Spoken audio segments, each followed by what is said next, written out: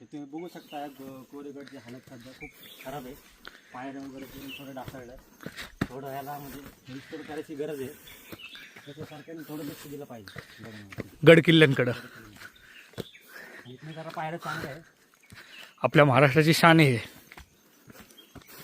हे बघू शकता पायऱ्या चांगलं लागलं आहे. याच ठिकाणी पाऊस पडल्यावरती ह्या स्टेपवरनं पाणी येतात. खाली येतं.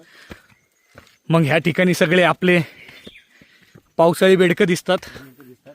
आता बिल नाही दिसत आहे, कारण की पाऊस नाही. आता पाऊस नसल्यामुळे कोणच नाही या गडावरती आमच्याशिवाय आणि आमच्या गाडीशिवाय. आमचं गाडी पुढं चाललं बघा.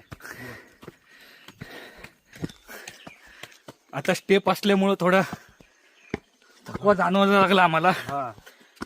कारण की आता थोडं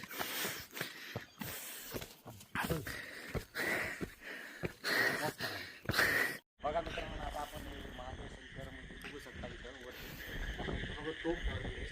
म्हणजे महाराजांच्या काळामध्ये वापरलेली तोफ आहे.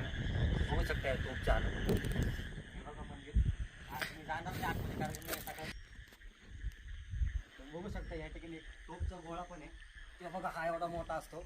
विचार करा मित्रांनो, एक तोफच्या गोळ्यावरती गेलो कसं होईल काय. आम्ही परत ठेवतो इथं. बघू शकता तुम्ही आता. आणि आमच्या इथे गाडी बसलेलं आहे. ओके. या ठिकाणी बघा धुकं कशी येत आहे. इकडे दाखव.